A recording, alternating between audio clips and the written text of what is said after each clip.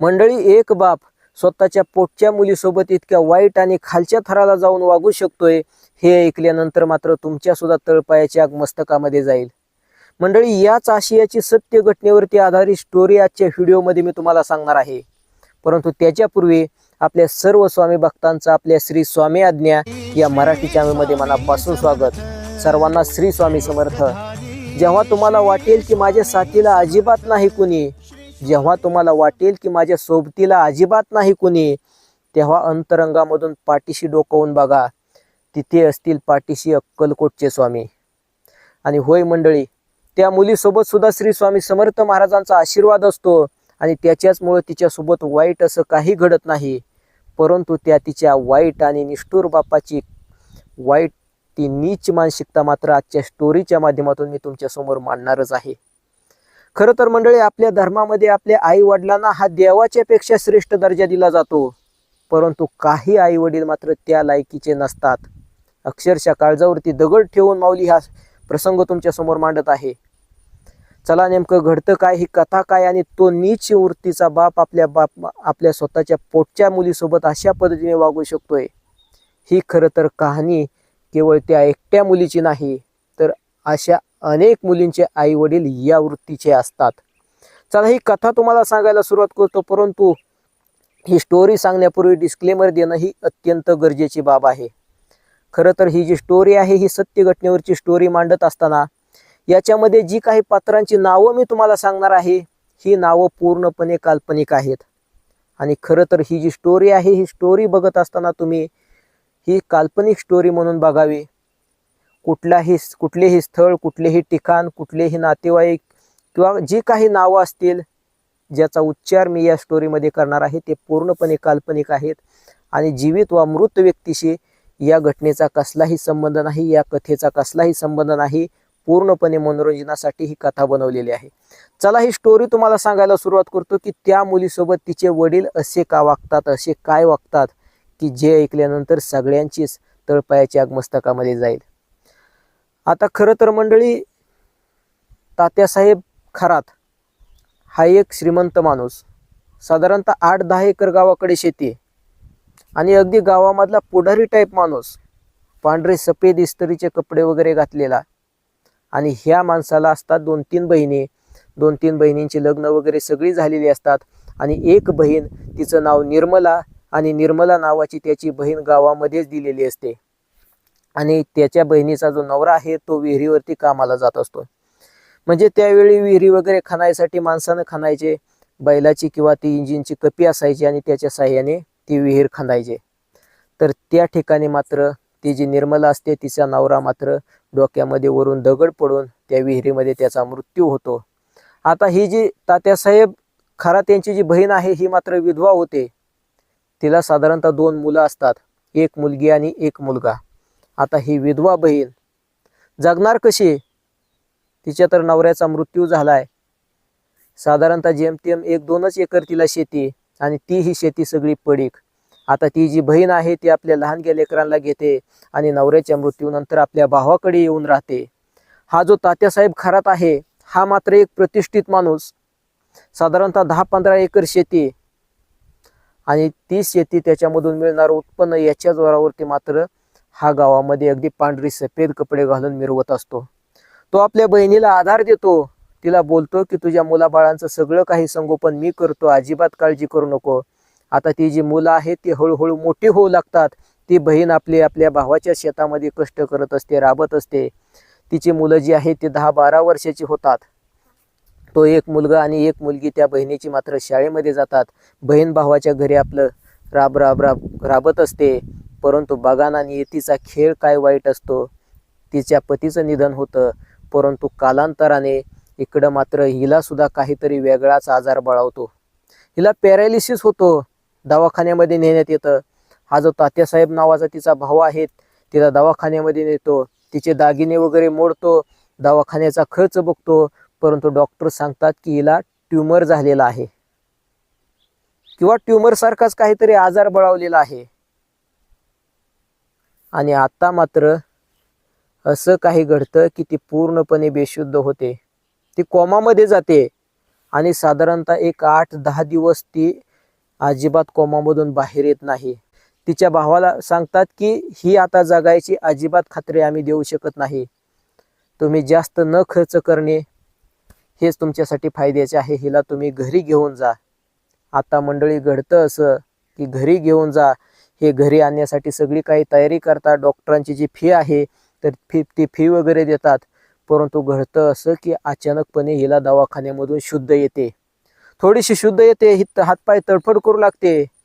बघा मंडळी, सगळे आश्चर्याने चकित होतात. डॉक्टर जातात धडपडीने तिला म्हणजे ऑक्सिजनचा मास्क वगैरे व्यवस्थित सगळा बसवतात. आणि आता मात्र मंडळी ही मात्र इकडे तिकडे डोळे फिरवू लागते. आणि घडतं असं की तिचा जो भाऊ आहे तो भाऊ बाजूने लगेच लगबगीने जातो, आपल्या बहिणीकडे बघतो. ती काहीतरी बोलायचा प्रयत्न करत असते. आता मंडळी ते बोलण्यासाठी डॉक्टर थोडासा मास्क बाजूला सारतात. तेव्हा ती सांगते की माझं काही खरं नाही रे, माझ्या लेकरांची काळजी तू घे, माझ्या या मुलाचं सगळं काही तू बघ. तेव्हा तो बोलतो की तू अजिबात काळजी करू नको ताई, मी सगळं काही बघेन आणि तू सुद्धा व्यवस्थित बरी होशील. आता डॉक्टर नंतर तिच्यावरती उपचार वगैरे करतात. मंडळी ती थोडीशी बरी होते. तिला डॉक्टर घरी सोडतात. साधारणतः 1 महिनाभर ती घरी अंथरुणावरती पडून असते. आणि 1 महिनाभर ती आपल्या भावाला एवढंच बोलत असते की दादा, माझ्या मुलाबाळांचं तू बघ, माझा काही भरोसा नाही. 1 महिनाभर मात्र ती माऊली अंथरुणाशी खिळून असते. ती जी निर्मला आहे ती निर्मला आपल्या भावाला एवढंच सांगते की आता मुलं माझी हळूहळू मोठी होऊ लागलीत, यांचं तू मात्र बघ.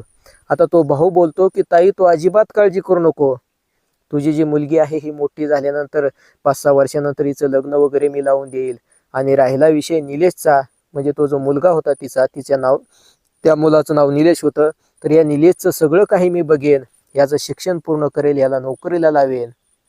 आणि तुला जर एवढीच काळजी वाटत असेल तर ह्या तुझ्या मुलाला, या निलेशला मी माझी स्वतःची मुलगी, जिचं नाव होतं आदित्य, तर ही माझी स्वतःची मुलगी याला देईन.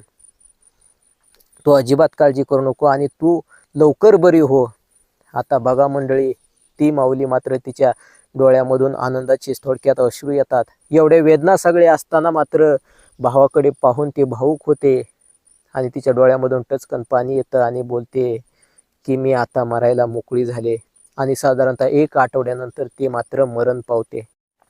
बघा ना मंडळी, तो नियतीचा खेळ किती वाईट असतो. त्या 2 लहानग्या लेकरांचं, वडिलांचं छत्र मात्र लहानपणीच हरवलं. त्यांचे वडील वारले आणि आता मात्र एकमेव त्यांचा जो आधार होती ती आई सुद्धा गेली. मायपित्याचं छत्र त्यांचं हरपलं. परंतु आता एकमेव आणि खरंच जो आधार होता त्यांचा तो फक्त मामा, त्याचं नाव तात्यासाहेब खरात.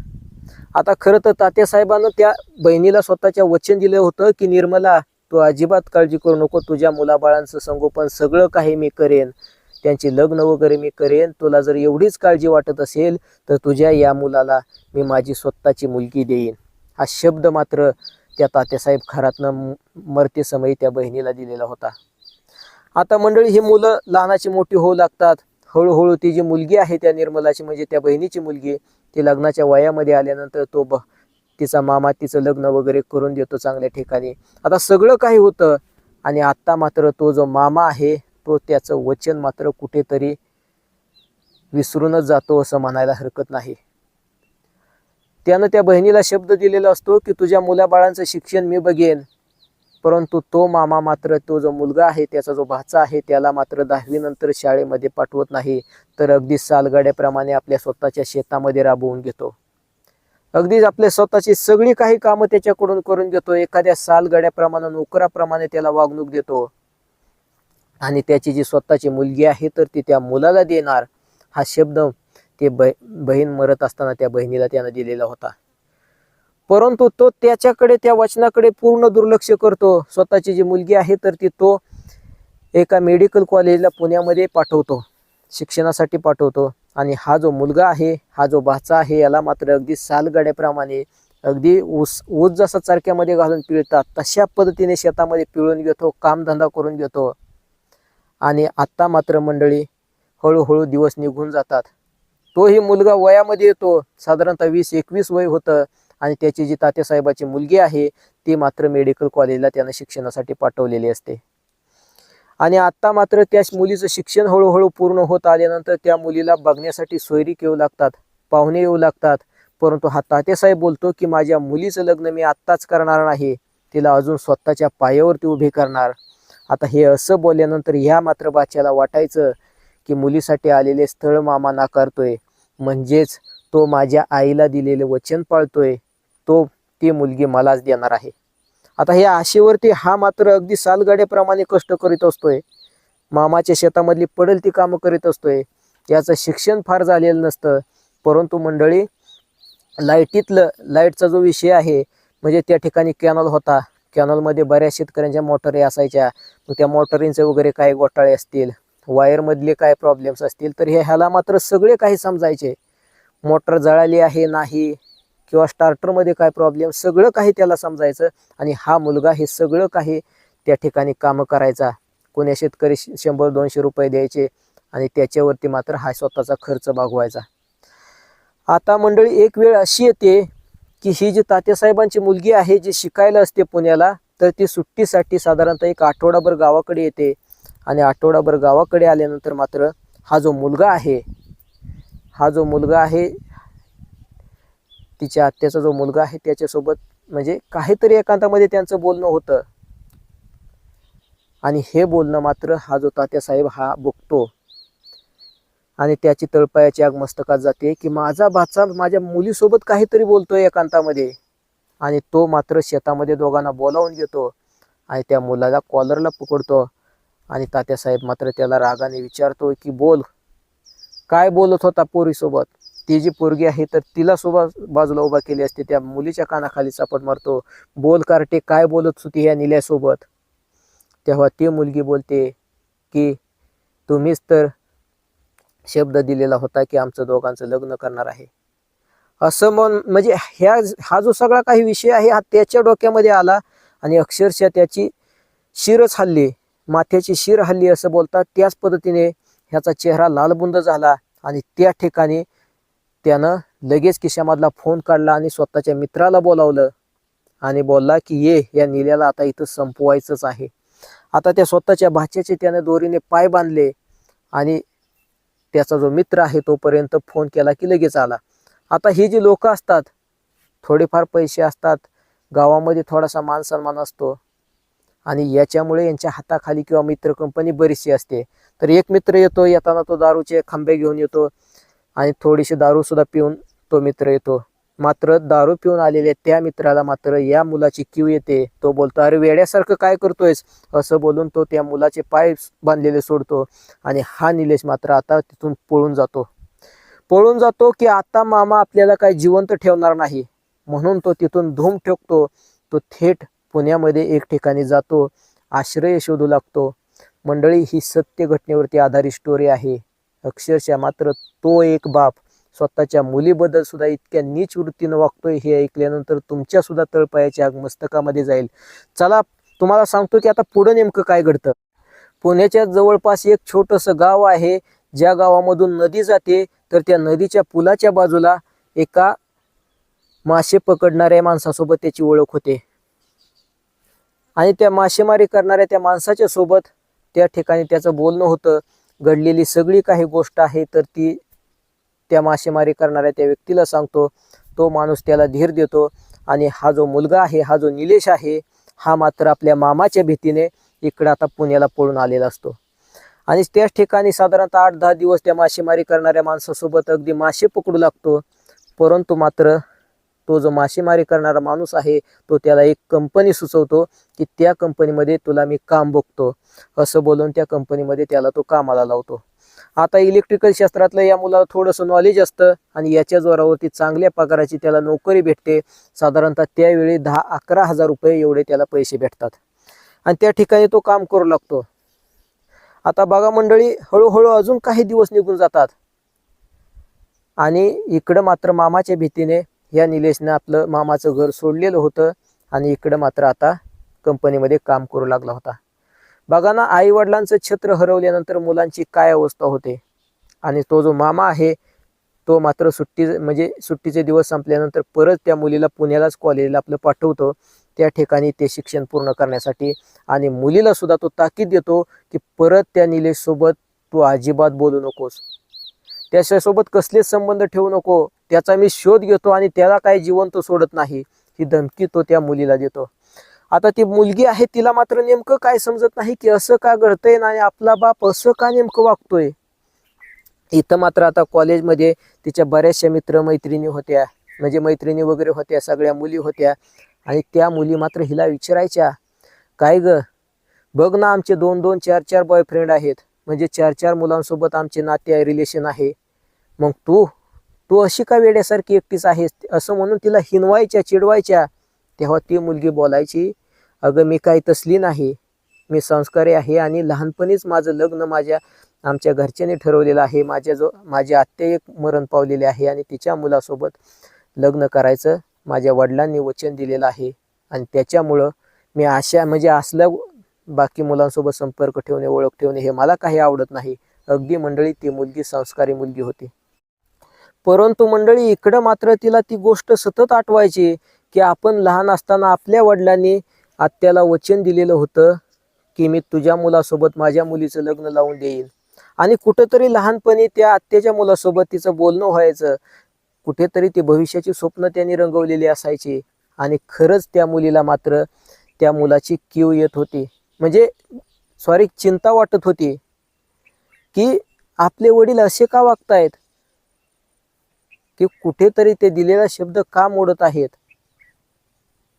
त्यांच्या मनामध्ये नेमकं काय आहे. आणि एकीकडे मात्र त्या मुलाबद्दल तिच्या मनामध्ये प्रेमभाव जागृत झालेला होता. आणि होय मंडळी, जगामध्ये खरं प्रेम आहे, अशा काही मुली आहेत की ज्यांनी शेवटपर्यंत आपल्या जोडीदाराची साथ सोडली नाही. आणि होय, तिलाही तसंच वाटायचं. आणि तिला दुसरीही काळजी सतावत होती की या आपल्या आत्याच्या मुलाला आपले वडील संपवणार तर नाहीत ना. आणि त्याच्यासोबत बोलत असताना बघितल्यानंतर मात्र त्यांचा जो पारा चढलेला होता ते तिने बघितलेला होता. आता कुठेतरी मंडळी फोनवरून वगैरे त्या दोघांचा, मुलांचा आणि तिचा संपर्क आला. आणि त्या ठिकाणी मात्र 1-2 वर्ष निघून जातात. त्या मुलीला सतत स्थळे येतात, परंतु तो बाप स्थळ सुद्धा नाकारत असतो. नाही, अजून माझी मुलगी शिकवायची आणि तिला डॉक्टर करायचंय असं तो बोलत असतो. आणि अगदी कडक इस्त्रीचे कपडे वगैरे घालून तो गावामधून सगळीकडे मिरवत असतोय, अगदी प्रतिष्ठित माणूस असतोय. आता त्या मुलीसाठी येणारे स्थळ पण नाकारत असतोय आणि इकडे स्वतःच्या भाच्याला सुद्धा ती मुलगी अजिबात देत नसतोय. एकदम तो भाचा भिकारी, त्याच्याकडे काय आहे असं तो बोलत असतोय. परंतु त्या मुलीला वाटायचं की हा आपल्या आत्याचा मुलगा कुठेतरी निर्व्यसनी आहे, स्वभावही चांगला आहे. त्याच्याबद्दल तिला तळमळ वाटायची की लहानपणी आपल्या वडिलांनी शब्द दिलेला होता. तिनं ते बघितलं होतं की स्वतःच्या आत्याचा मृत्यू तिनं बघितला होता. आणि मृत्यू समयी ती आत्या आपल्या भावाला वचन मागत होती की माझ्या मुलाचं तुला सगळं काही बघावं लागेल, तू शब्द दे. आणि ते त्या मुलीला मात्र सतत आठवत होतं. तिला वाटायचं की आपला बाप आता असा का निष्ठुरपणे वागतोय आणि दुसरीकडेही इतर कुठंतरी लग्न लावून देत नाही. आणि मामाच्या म्हणजे स्वतःच्या आत्याच्या मुलासोबत तर अजिबातच देत नाही. आता मंडळी त्या दोघांचा पुढे संपर्क होतो. हाही मुलगा पुण्यामध्ये कंपनीमध्ये काम करू लागतो आणि ती मुलगी मात्र मेडिकलच्या कॉलेजमध्ये शिक्षण घेत असते. आता मंडळी पुढे जाऊन हे दोघ जण ठरवतात की आपण गुपचूप लग्न करायचं. आणि एका नामांकित एक वकील आहेत, ॲडव्होकेट आहे, त्यांचं नाव नाही आता तुम्हाला सांगणार, तर 2017 साली ह्या मुलीनं आणि या मुलानं दोघांनी लग्न केलं. बघा, प्रेमामध्ये अजिबात कुणाची परिस्थिती बघितली जात नाही, तिथं परिस्थिती मॅटर करत नाही. अगदी 10-11 हजार रुपये त्या मुलाला त्यावेळी पगार होती. आणि एवढा असताना घरच्यांच्या, स्वतःच्या वडिलांच्या सुद्धा विरोधामध्ये जाऊन त्याच्यासोबत त्या मुलीनं लग्न केलं. परंतु मात्र मंडळी पुढं असं होतं की ही गोष्ट मात्र तिच्या वडिलांना समजते. साधारणतः एक 10-12 दिवसानंतर वडिलांना समजते. परंतु तोपर्यंत त्या वकील मार्फत एक पत्र त्यांनी पोलीस स्टेशन मार्फत त्या गावच्या पोलीस पाटलापर्यंत पाठवलेलं असतं. आणि तो पोलीस पाटील ते पत्र या तात्यासाहेब खरात यांना द्यायला येतो.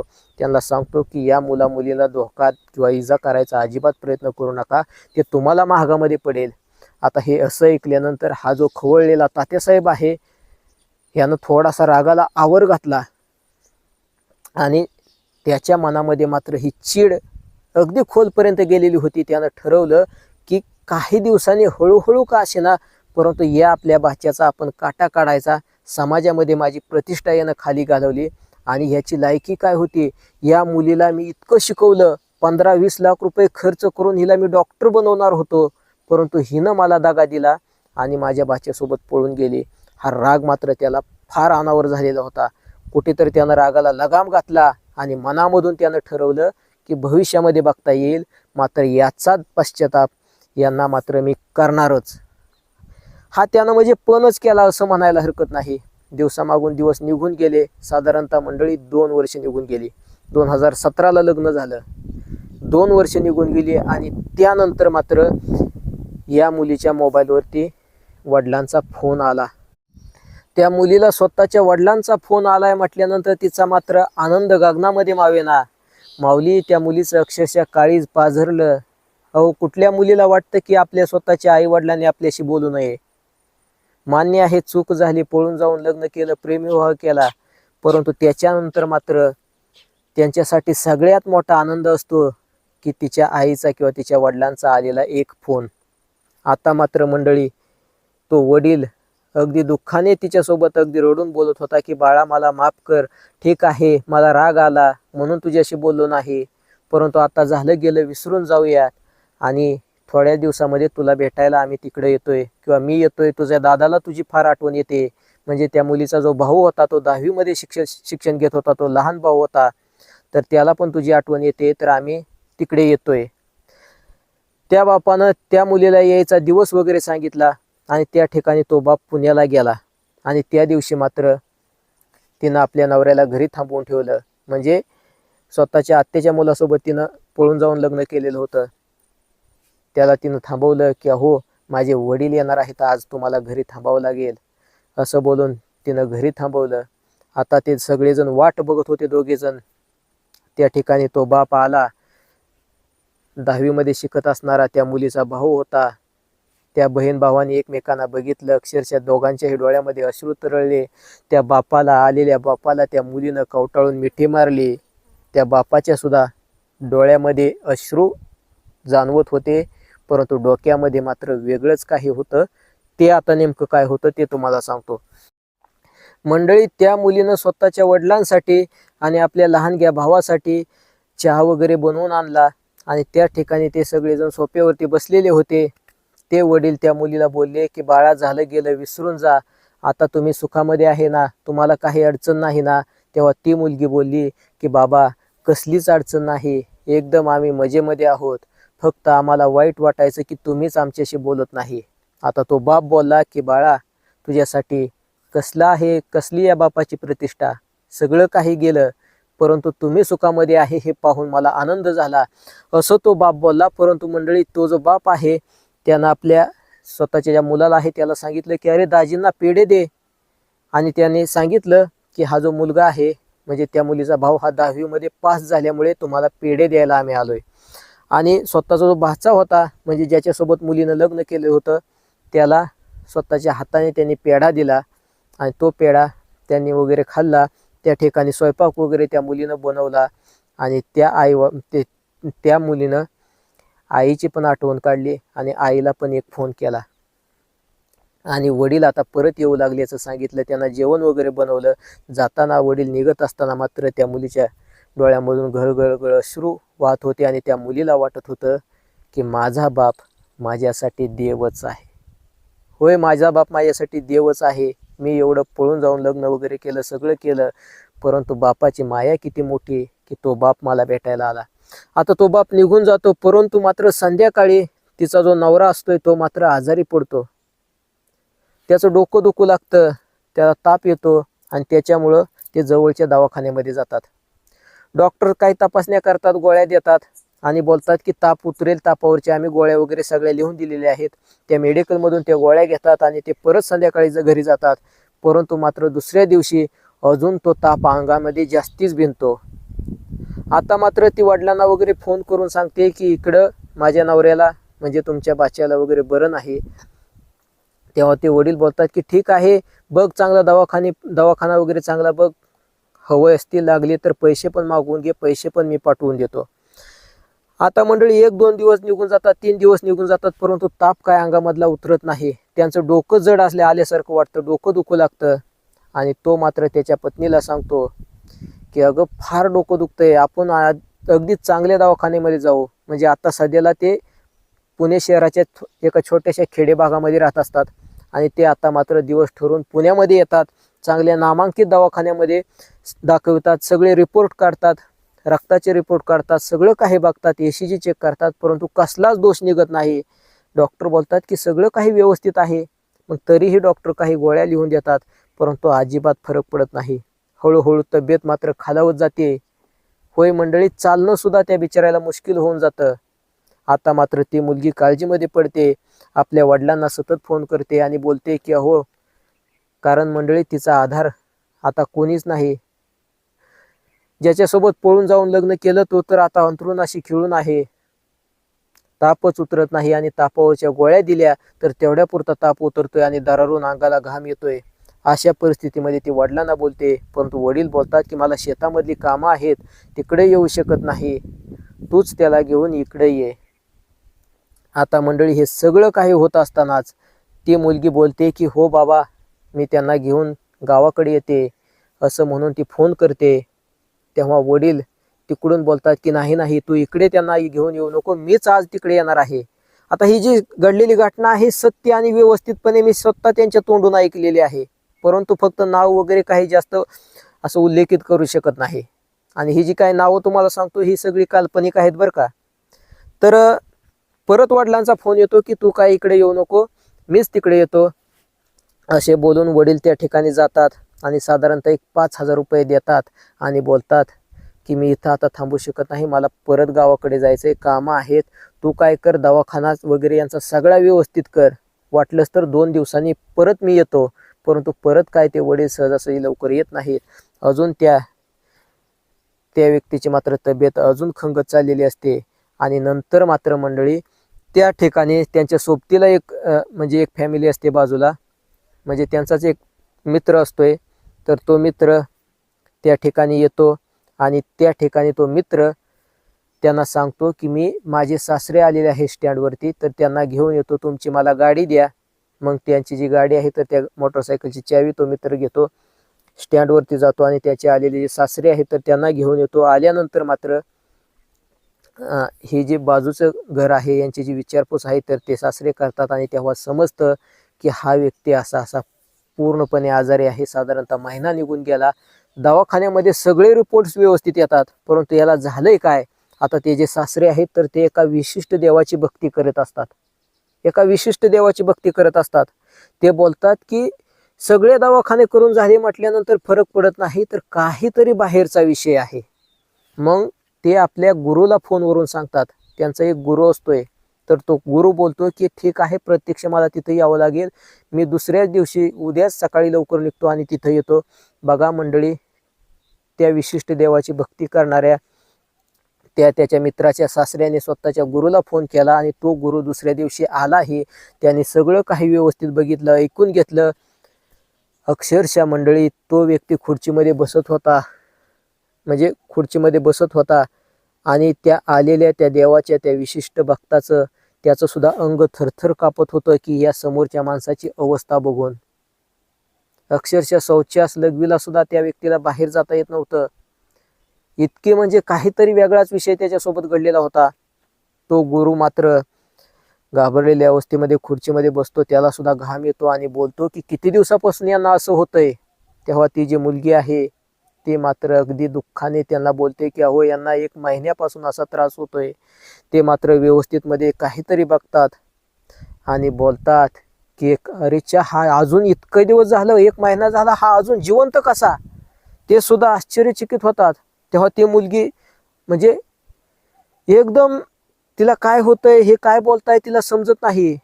ती बोलती म्हणजे अगं, हा तर इतक्यात मरायला पाहिजे होता, हा अजून जिवंत कसा. हे मी बोलतोय, तू कोणत्या देवाची भक्ती करतेस. तेव्हा मात्र त्या मुलीच्या डोळ्यामध्ये अश्रू आले आणि ती मुलगी म्हणली स्वामी समर्थांची. आता मंडळी, त्या मुलीने सांगायला सुरुवात केली की स्वामी समर्थांच्या बद्दल वगैरे मला काही माहित नव्हतं. जसं आम्ही पळून जाऊन लग्न केलं आणि इथं या कंपनीच्या या ठिकाणी ही माणसं राहायला आहेत, ह्या रूम आहेत. तर ह्या बंगल्याच्या मालकानं बाहेर बंगल्याची ती पाठी लावलेली होती की हे घर स्वामींचे आहे आणि स्वामींच्या घरामध्ये आम्ही राहतो. म्हणजे त्या बंगल्याचा मालक, ज्या ठिकाणी हे भाड्याने राहत होते, त्या बंगल्याचा मालक स्वामी भक्त होता आणि त्यानं या भाड्याने दिलेल्या त्या रूम मध्ये स्वामींचे फोटो लावलेले होते. आणि याच्यामुळं सहज आहे कुठल्या तरी देवाचा फोटो म्हणून रोज आपलं नियमित देवपूजा करताना ती मुलगी स्वामी समर्थांना अगरबत्तीला म्हणजे ओवाळायची, दर्शन घ्यायची आणि हळूहळू स्वामी समर्थांबद्दलची तिला मोबाईलवरून जास्त माहिती भेटत गेली. आणि त्याच्यानंतर मात्र तिला जास्त ओढ लागली स्वामी समर्थांना जाणून घ्यायची. मग ती हळूहळू कुठेतरी जवळपास असणाऱ्या स्वामींच्या मठामध्ये तिचं जाणं येणं असायचं. आणि अशा पद्धतीने स्वामींचं आणि त्या फॅमिलीचं म्हणजे त्या दोघा नवरा बायकोंचं नातं कुठंतरी वेगळंच असं वलय त्यांच्या भोवती निर्माण झालं. आणि अक्षरशः मंडळी त्या आलेल्या त्या विशिष्ट देवाची भक्ती करणाऱ्या त्या माणसाच्या गुरुनं त्यांना सांगितलं की अहो तुमच्यावरती काहीतरी वेगळा प्रकार घडलाय, याला काहीतरी कुणी खायला दिलं होतं का? आता खायला दिलं होतं का म्हटल्यानंतर ती मुलगी मात्र कोड्यामध्ये पडली. ती बोलली की नाही, हे तसं अजिबात बाहेरचं काही खात नाहीत. कंपनीमध्ये दुपारचं जेवण असतं पण तिथे पण अजिबात ते जेवत नाहीत. सकाळी मी घरूनच डबा देते. आता मंडळी हे सगळं काही होतं आणि एक विशिष्ट प्रकारची काहीतरी पूजा ते घरामध्ये करतात. विशिष्ट प्रकारची एक क्रिया ते त्यामध्ये करतात, पूजा करतात. आणि त्या ठिकाणी काहीतरी एक त्यांनी मंत्र वगैरे हे केलेलं एक जल थोडंसं ते त्याला म्हणजे त्या मुलाला, त्या निलेशला ते प्यायला देतात. आता मात्र मंडळी 3 तास निघून जातात आणि 3 तासानंतर मात्र ह्या निलेशची प्रकृती अचानकपणे सुधारू लागते. तरतरी येते. हा अगदी म्हणजे व्यायाम करताना जसं आपण हात पाय करतो तर तो तसं करू लागतो आणि बोलतो की अहो मला बरं वाटू लागलंय, आता मला फार छान वाटू लागले, मला कुठेतरी बाहेर फिरायला घेऊन चला, थोडंसं माझ्या हाताला धरा, आधार द्या, बाहेर फिरायला म्हणजे वारा वगैरे लागला पाहिजे अशा ठिकाणी घेऊन चला. तर ते बाहेर थोडेसे व्हरांड्यामध्ये घेऊन जातात. आणि नंतर मात्र मंडळी 3-4 तासामध्ये संध्याकाळपर्यंत तो अगदी ठणठणीत बरा होतो.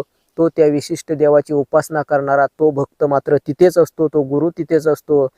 आणि तो बोलतो, विचारतो की काय तुम्हाला कोणी खायला वगैरे बाहेरचं दिलं होतं का? तेव्हा मात्र त्याला एक गोष्ट आठवते की मी बाहेरचं तर काहीच खाल्लं नव्हतं, परंतु माझा जो सासरा आहे म्हणजे माझा जो मामा आहे, हा मामा पहिल्यांदाच म्हणजे पळून येऊन लग्न वगैरे केल्यानंतर पहिल्यांदाच भेटायला आलेला होता. आणि म्हणजे त्यांच्या मुलाचे 10वी मध्ये चांगले मार्क पडले, त्याच्यामुळे त्यांनी पेढे फक्त मला खायला दिलेले होते. आणि आता मात्र त्या गुरुनं सांगितलं की अहो त्याच पेढ्यांमधून काहीतरी करणे किंवा काहीतरी काळ्या जादूचा काहीतरी तांत्रिक विषय तुमच्यावरती केलेला होता.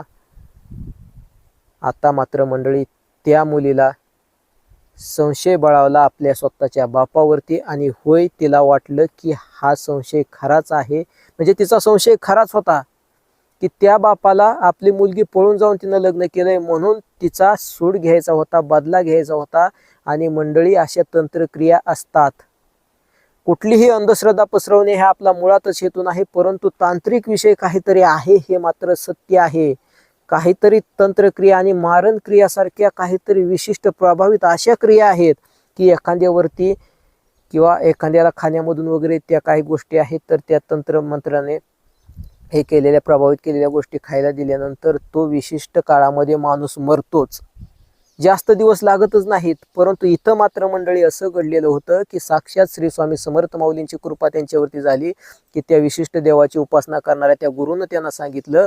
म्हणजे आल्यानंतरच लगेच म्हणजे आश्चर्यानं तो व्यक्ती बोलला की अरे हे सगळं असं असताना हा अजून इतका जिवंत कस काय, इतके दिवस हा जिवंत कस काय, हा तर कधीच मारायला पाहिजे होता, तुम्ही कोणत्या देवाची भक्ती करता?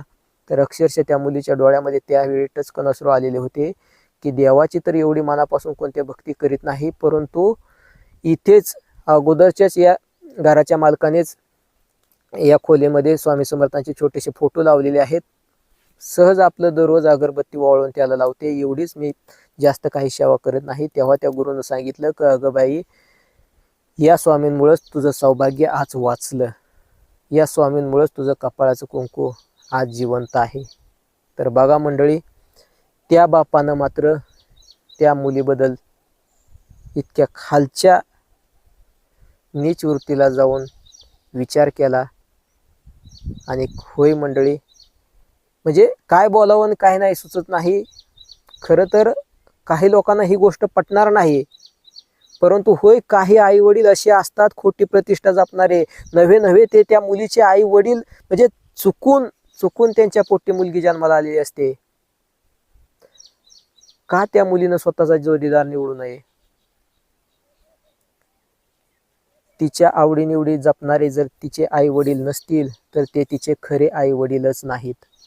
मग तुम्ही बोलाल की अहो जन्म दिलाय, त्यांच्याबद्दल असं बोलू नये. काही लोक तत्वज्ञान देतील की अहो त्यांनी जन्म दिलाय, त्यांच्याबद्दल असं बोलू नये, त्यांनी लहानाचं मोठं केलं. अहो जन्म दिला, पशुही आपल्या पिल्लांना जन्म देतात. पशुही आपल्या पिल्लांना जन्म देतात आणि त्यांना लहानाचं मोठं केलं ही तर त्यांची नैतिक जबाबदारीच होती. परंतु तुम्ही अगदी लहानपणापासून त्यांचे हट्ट पुरवत आलात, त्यांची आवडीनिवडी बघत आलात. मग लग्नाच्या वेळेस तुम्ही असं का कठोर वागता? त्यांना त्यांचा जोडीदार निवडायचं स्वातंत्र्य का देत नाहीत? आता खरं तर म्हणजे या गोष्टीवरती अजून लय मला म्हणजे समाजामध्ये खूप सारा अभ्यास आहे, परंतु इतकं जास्त बोलायला गेल्यानंतर मला लोक रोस्ट करतील. खरंच मला लोक रोस्ट करतील. मंडळी, स्वतःची मुलगी लग्नाच्या वेळी पैसे घेऊन विकणारे सुद्धा आई वडील मी उघड्या डोळ्याने बघितलेले आहेत, उघड्या डोळ्याने बघितलेले आहेत. अहो आपल्या धर्मामध्ये किती पवित्र गोष्ट आहे कन्यादान. मुलगी ही दान द्यायची असते आणि इकडं मात्र चांगले श्रीमंत घर बघून पैसे घेऊन स्वतःची मुलगी देणारे आई वडील आहेत. मग ते आई वडीलच आहे का याची चाचपणी एकदा करा. तुमच्या पोटी मुलगी जन्माला आली, अहो तुमचं किती मोठं भाग्य. त्या मुलीच्या पसंतीने लग्न करा किंवा तुमच्या स्वतःच्या पसंतीने एखाद्या ठिकाणी चांगलं स्थळ बघून त्या मुलीचं लग्न करून टाका. परंतु तुम्ही कुठेतरी लोभ ठेवताय, पैशावरती पैसे घेऊन मुलगी तुम्ही देताय. आता बऱ्याच लोकांना ज्यांना ही गोष्ट माहीत नाही ते मात्र मला रोस्ट करतील. आणि मी एवढं अडकळत का बोलतोय, कारण मला सुद्धा भीती वाटते की आपण कुठेतरी चुकीचं बोलतोय का. परंतु दुसरीकडे मात्र हे डोळे कधी खोटे बोलत नाहीत. डोळ्यामध्ये कानामध्ये 4 बोटाचं अंतर असतं आपण बोलतो, परंतु मी प्रत्यक्ष डोळ्याने समाजामध्ये काही उदाहरणं बघितलेली आहेत की स्वतःच्या वडिलांनी पैसे घेऊन मुलगी दुसऱ्याला दिले, म्हणजे पैसे घेऊन मुलीचं लग्न लावून दिलंय. कारण हे कलियुग आहे. इथं मायपितेची सुद्धा ही जी ज्याला आपण माया बोलतो तर ती माया सुद्धा आटत निघालेली आहे. हे मात्र सत्य आणि हे मात्र एकदम वास्तव आहे. परंतु पुढं मात्र त्या बापासोबत काय घडतं मंडळी, त्या बापासोबत नेमकं काय घडतं ते फक्त तुम्ही आता ऐकून जावा. आणि मंडळी पुढे कोरोना आला आणि तो कोरोना आल्यानंतर या तात्यासाहेब खरातांचे नेमके काय हाल झाले ते फक्त तुम्ही एकदा ऐका. मंडळी, कोरोनाचा काळ आला आणि गावामध्ये सगळीकडे तपासण्या वगैरे सुरू झाल्या, कारण बरेचसे यांच्या परिसरामध्ये वगैरे पेशंट सापडले होते.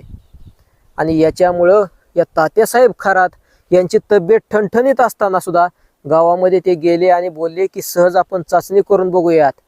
तर मंडळी, यांच्या घरामध्ये तात्यासाहेब खरात हे पॉझिटिव्ह निघाले, म्हणजे त्यांना कोरोना झालाय हे मात्र निष्पन्न झालं. आता ते घाबरले आणि नंतर घरातल्यांच्या सगळ्यांच्या वगैरे टेस्ट केल्या तर सगळे कोरोनामध्ये निगेटिव्ह होते. कोणालाही म्हणजे कोरोना नव्हता, तर या तात्यासाहेब खरात यांना मात्र कोरोना झाला. आठवडाभर इकडं तिकडं दवाखान्यामध्ये नेलं. पुढे मात्र थोडीशी तब्येत यांची बिघडली आणि नंतर 1 आठवड्यानंतर या तात्यासाहेब खरातांच्या घरच्यांना, बायका मुलांना सगळ्यांनाच कोरोना झाला. आता ते परत क्वारंटाईन झाले, म्हणजे ते जे घरचे जे आहेत बायका मुलं सगळे दवाखान्यामध्ये. आणि आता दवाखान्यामध्ये तात्यासाहेब खरात यांची प्रकृती थोडीशी सुधारली. डॉक्टरांनी डिस्चार्ज दिला, यांना गरज नाही आता थांबून घ्यायची, यांना जाऊ द्या घरी. तात्यासाहेब खरात एकटेच घरी. खाय प्यायचे हाल. कोरोनामधून ते तर व्यवस्थित बरे झालेले आहेत. आता करायचं काय? आता पुण्यामध्ये त्यांची जी मुलगी होती, जिनं त्या तात्यासाहेब खरातांची जी मुलगी होती बाच्यासोबत पळून जाऊन लग्न केलेले, ते तिला फोन केला आणि काहीही करताय तू इकडे ये. आता त्या मुलीच्या मनामध्ये मात्र ह्या गोष्टी सलत होत्या. त्या वडिलांनी स्वतःचं तिचं कुंकू संपवायला काय अटास केले होते. अक्षरशः त्या पेढ्यामधून काहीतरी काळी जादू एखाद्या दुश्मनाला संपवण्यासाठी वापरली जाते, त्याच पद्धतीची ती जादू किंवा ती तंत्रक्रिया बापानं माझ्या नवऱ्याला संपवायसाठी वापरली होती हे मात्र तिच्या डोळ्यासमोर उभं राहतं. परंतु शेवटी तोच भाचा आपल्या बायकोला बोलतो की अगं जाऊ दे, काही जरी केलं तरी ते माझे मामा आहेत, तुझे वडील आहेत. आता आपल्यालाही इथं आता शहरामध्ये राहणं म्हणजे धोक्याचं आहे. याच्याऐवजी आपण जाऊया तिकडे आणि राहूया. झालं गेलं जाऊ दे, सगळं विसरून जाऊयात. स्वामींची कृपा आहे ना आपल्या पाठीशी, त्यांच्यामुळं मी व्यवस्थित चांगला झालो. आता ते जे दोघे जण आहेत तर ते आपले त्या ठिकाणी जातात, मामाच्या घरी जातात, म्हणजे त्या मुलीच्या वडिलांच्या घरी जातात. ते वडील एकटेच आता असतात. आणि हे मात्र जशी मुलगी त्या ठिकाणी जाते तर आता मात्र त्या तात्यासाहेब जे खरात आहेत तर त्यांचा कोरोनाचा प्रभाव अजून वाढतो. परत ते आजारी पडतात. आता मात्र ती मुलगी म्हणते की काहीही झालं तरी आता आम्ही तर इथून जाऊ शकत नाही. आणि परिस्थिती त्यावेळी अशी होती की बेड वगैरे मिळणं मुश्किल होतं. दवाखान्यामध्ये सुद्धा ॲडमिट करून घेत नव्हते, अशी परिस्थिती होती. जागाच कमी पडत होती. अशा वेळी मात्र ते कोमट पाणी वगैरे द्यायचं वडिलांना ती मुलगी काम करत होती. त्यांनी ठरवलं की जे होणार ते होणारच आहे, हे आता कोणी टाळणार नाही. कारण त्यांच्या मनामध्ये स्वामींविषयीची भक्ती अगदी दृढ झालेली होती की आपल्याला काही होणार नाही. आता कोरोना आहे, आता आपल्या वडिलांना एकदा कोरोनाची लागण झालेली आहे आणि परत त्यांना घरी आणलेलं आहे. आता शेवटी जे होईल ते होईलच, जे होईल ते होईलच. जे काही करतील ते स्वामी करतील. ते स्वामींना प्रार्थना करू लागले. मंडळी, त्या कोरोना झालेल्या वडिलांच्या संपर्कामध्ये ती मुलगी आणि त्यांचा जो भाचा आहे, त्यांचा जो जावाई होता, ते त्यांचं सगळे काही उपचार करत होते. साधारणतः 6 महिने त्यांनी सगळं काही केलं. 6 महिने त्यांनी त्या तात्यासाहेबांची काळजी घेतली. 6 महिन्यानंतर जे दवाखान्यामध्ये त्यांचे घरचे परिवारातले होते, आई वडील मुलगा, तेही आले. ते अगदी ठणठणीत बरे होऊन आले. परंतु या तात्यासाहेबांची तब्येत मात्र अजून जास्त खालावत गेली. आणि अक्षरशः मंडळी 11 महिने हा माणूस अंथरुणाशी अगदी तडफडत होता. मरणही येत नव्हतं. दवाखान्यामध्ये गेल्यानंतर ऑक्सिजन लेवल कधी वाढायची कधी कमी व्हायची. दवाखान्यामधला खर्च आता पेलावत नव्हता. आणि अक्षरशः दवाखान्यामध्ये सुद्धा ऑक्सिजन जो आहे तो लावल्यानंतर अधिकच जास्त हाल व्हायचे. त्याच्यामुळे डॉक्टरांनी सांगितलं की यांना फक्त घरी आराम करू द्या. आणि अक्षरशः मंडळी 15 महिने तो माणूस तडफडत होता. पुढे आणखीन 1-2-4 महिने तो माणूस अक्षरशः तडफडत होता. घरचे मात्र जे दवाखान्यामध्ये गेले ते मात्र सगळे ठणठणीत बरे झाले. आणि हा एकटा घरी असून सुद्धा याची तब्येत फार बिघडली. आणि अक्षरशः शेवटच्या क्षणी ज्या मुलीसोबत अशा पद्धतीने सूडभावनेने तो माणूस वागला होता, त्याच स्वतःच्या मुलीच्या मांडीवरती त्याचं मुंडकं हे मरतासमयी होतं. भाचा गरीब आहे म्हणून त्याच्यासोबत लग्न केल्याचा सूड मात्र त्या बापाला होता. आणि शेवटी त्या सूडभावनेने इतक्या नीच आणि खालच्या वृत्तीला जाऊन तो बाप वागलेला होता. आणि परंतु मरतासमयी मात्र तो त्याच मुलीच्या मांडीवरती मेला. हे मात्र एकदम सत्य आहे. आणि ही जी स्टोरी आहे ही त्यांच्या त्या बाच्यानं, म्हणजे ती जी मुलगी आहे तिच्या पतीनं सांगितलेली स्टोरी आहे. आता याच्यामधलं नाव वगैरे काही जास्त तुम्हाला सांगत नाही, कारण वादावादीचा विषय होतो. त्याच्यामुळे ही जी स्टोरी आहे ही फक्त काल्पनिक आहे असं समजून तुम्ही ऐका. याच्यामधली जी पात्र आहेत ही पूर्णपणे काल्पनिक आहेत. हे पात्रांची नावं, ठिकाणं, जीवित मृत व्यक्तींशी याचा कसलाही संबंध नाही. हे डिस्क्लेमर मी सांगितलेलं आहे. हे डिस्क्लेमर मात्र व्यवस्थितपणे समजून घ्या. आणि ह्या घटनेशी जर कोणाचा काही संबंध असेल तर तो निव्वळ योगायोग समजावा. ही स्टोरी पूर्णतः काल्पनिक आहे. रामकृष्ण हरी. श्री स्वामी समर्थ. जय जय स्वामी समर्थ.